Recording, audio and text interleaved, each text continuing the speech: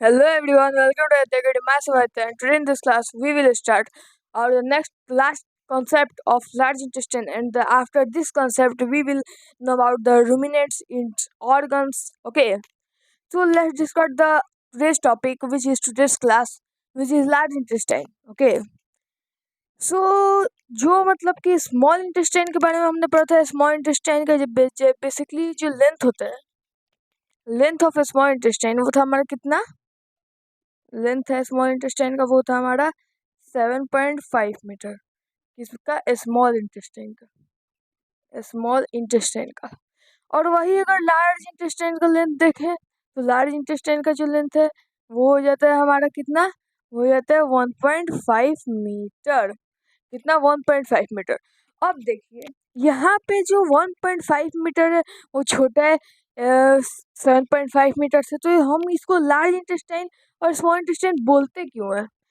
जो small intestine है ये हो गया हमारा लार्ज इंटेस्टाइन का डायग्राम, यहाँ पे रेक्टम। ओके, और इसी के अंदर हमारा बेली लाइक स्ट्रक्चर में हमारा जो है स्मॉल इंटेस्टाइन प्रेजेंट है। और वो कैसे पूरा बेली में फैला हुआ है, जिसका जो लेंथ है वो है हमारा 7.5 और ये बस इतना दूर, इतना दूर, इसलिए इसका जो लेंथ है वो पूरा 1.5 मीटर, लेकिन ये इसके अंदर पूरा कवर कर लेता है स्मॉल इंटेस्टाइन को जो 7.5 मीटर लॉन्ग है। Okay, so I hope you all understand कि लार्ज इंटेस्टाइन जो होता है वो स्मॉल होता है किससे, वो स्मॉल होता है हमारा स्मॉल इंटेस्टाइन। ओके, अब जो हमारा फूड था स्मॉल इंटेस्टाइन में वो तो भाई एब्जॉर्ब हो गया। अब जो और अनडाइजेस्टेड फूड बचा स्मॉल इंटेस्टाइन में, हमारा फूड आया उसमें क्या हुआ, एब्जॉर्प्शन एसिमिलेशन हुआ, सारा फूड का वहाँ पे डाइजेशन पूरा कंप्लीटेड हो गया। अब जो अनडाइजेस्टेड फूड उसमें से और निकला है वो अब क्या निकलेगा, वेस्ट प्रोडक्ट से। अनडाइजेस्टेड फूड जो होता है वो लार्ज इंटेस्टाइन से रेक्टम के थ्रू मींस एनस के थ्रू निकलता है। ओके, अनडाइजेस्टेड फूड,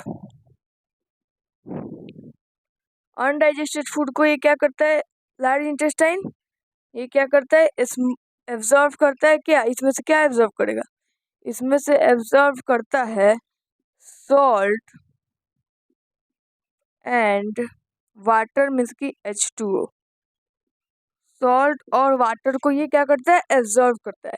इसमें कैसे स्मॉल इंटेस्टाइन में, स्मॉल इंटेस्टाइन क्या करता था, हमारा एब्जॉर्प्शन करता था किसका, न्यूट्रिएंट्स का, और उसी को क्या करता था पूरे मतलब कि बॉडी पार्ट्स में डिस्ट्रीब्यूट कर देता था like as a phloem. Okay, और यहाँ पे सॉल्ट और वाटर को कर रहे एब्जॉर्ब और कहाँ पे डिस्ट्रीब्यूट कर रहे, ब्लड स्ट्रीम में। कहाँ पे, blood stream. Wait for a second, I want to fill up my markers.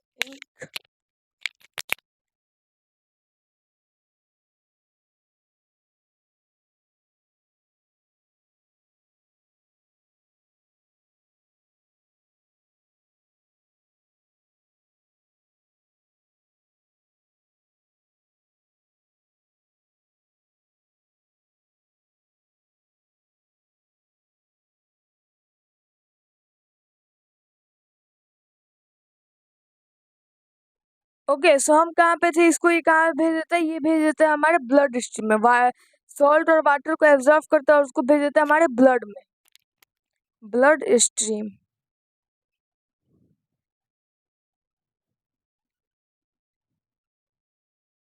Blood stream में भेज देता है।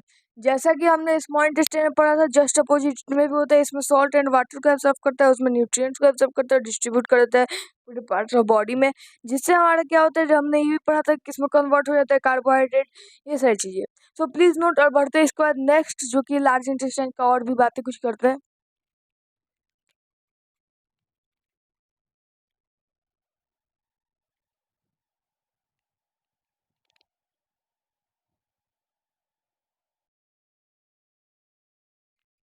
ओके,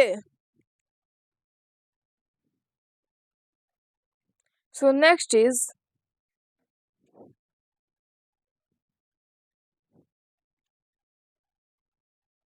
ओके, सो हमने इसमें बोला था कि लार्ज इंटेस्टाइन का लेंथ की बात कर लिए थे और ये क्या क्या मतलब कि कैसे एब्जॉर्व कर लेता है। और अब जो और भी फूड बचे हैं वो अब किस फॉर्म में होते हैं, वो होते हैं, हाँ एक और बात, जो स्मॉल इंटेस्टाइन में था, स्मॉल इंटेस्टाइन में वो हमारा स्मॉल इंटेस्टाइन में क्या डाइजेस्टिव जूसेस को क्या करता था, डाइजेस्टिव जूसेस, इसमें डाइजेस्टिव जूसेस को रिलीज करता था, जिससे हमारा जो फूड था वो पच जाता था। लेकिन जो लार्ज इंटेस्टाइन है, लार्ज इंटेस्टाइन में क्या होता है, नो डाइजेस्टिव जूसेस, एक भी डाइजेस्टिव जूसेस नहीं होते हैं इसमें, लार्ज इंटेस्टाइन में। ये भी मतलब कि डिफरेंट है।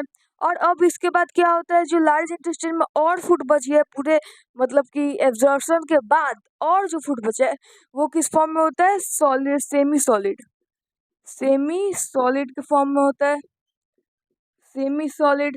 अब क्या होता है, इन्हीं सेमी सॉलिड को हम क्या बोलते हैं, फेसेस, फेसेस। और ये जो फेसेस, फेसेस का स्पेलिंग देख लेता हूँ,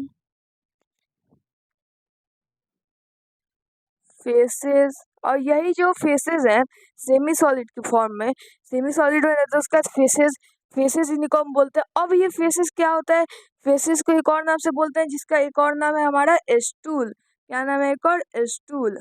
अब ये क्या होता है, हमारे रेक्टम में जाके स्टोर हो जाते हैं। स्टोर कहाँ पे होते हैं, रेक्टम में।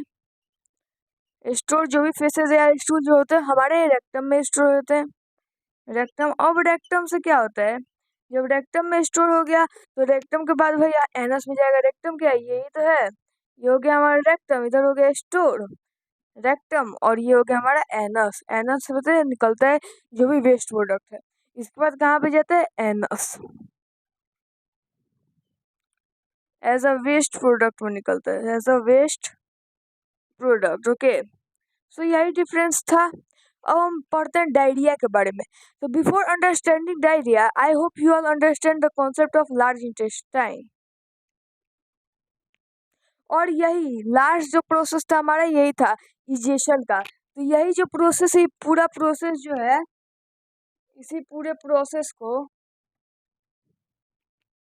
इसी फुल प्रोसेस को हम क्या बोलते हैं, इसी फुल प्रोसेस को हम बोलते हैं इजेशन, इजेशन। जिसमें से हमारा वेस्ट प्रोडक्ट क्या होता है, वेस्ट प्रोडक्ट अपने बॉडी से बाहर निकलता है। ओके, अब बढ़ते हैं नेक्स्ट, डायरिया। डायरिया कॉज क्या है, डायरिया को पढ़ना है अब।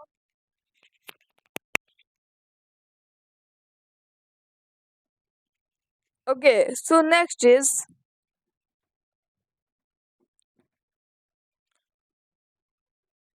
अब हमको क्या पढ़ना है, अब हमको पढ़ना है लार्ज इंटेस्टाइन में अब जो भी सेमी सॉलिड निकल रहा था, क्या निकल रहा है, सेमी सॉलिड।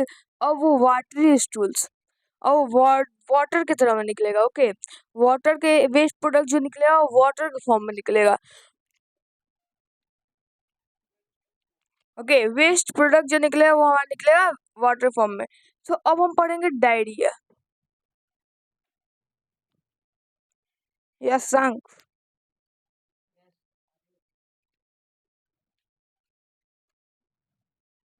यस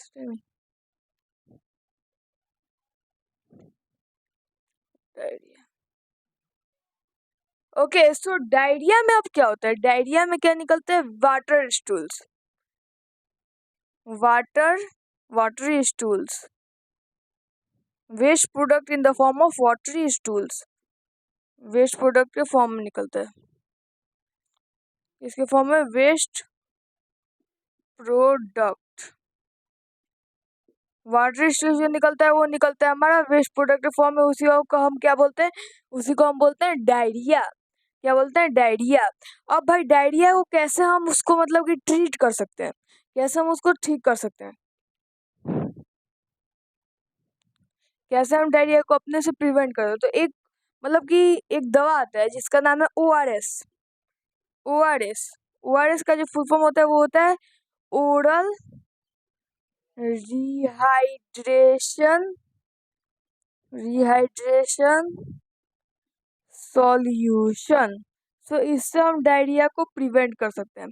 तो डायरिया, अब क्या होता है, कभी कभी डिहाइड्रेशन भी हो जाता है। क्या होता है, कभी कभी क्या होता है कि डिहाइड्रेशन हो जाता है पानी की कमी की वजह से, या फिर loss of salt, that's why loss of salt, या फिर पानी के loss of water, loss of salt या फिर वाटर अपने बॉडी में तो इससे क्या कॉज होता है, इससे कॉज होता है हमारा डिहाइड्रेशन। डिहाइड्रेशन को ठीक करने वाला दवा ओआरएस, ओरल रिहाइड्रेशन मीन्स कि डिहाइड्रेशन को प्रिवेंट करने वाला रिहाइड्रेशन सॉल्यूशन, डिहाइड्रेशन।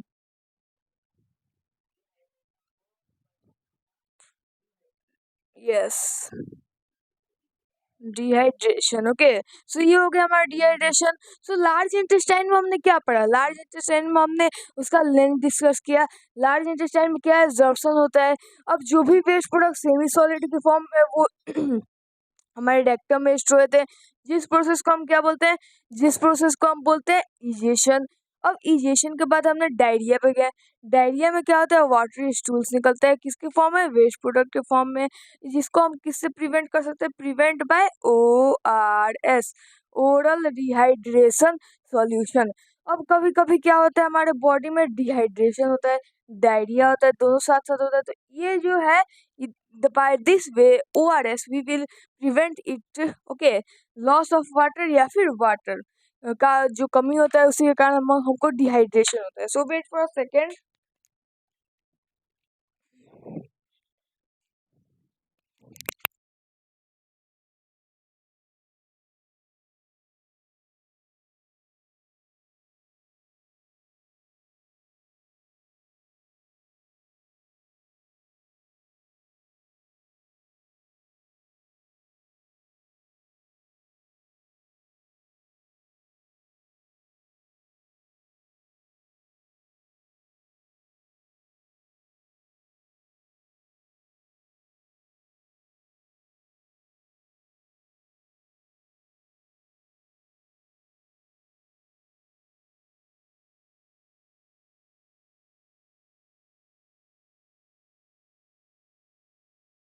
सो आज के लिए इतना ही, मिलते हैं नेक्स्ट क्लास में with next topic. Bye guys, जय हिंद, जय भारत।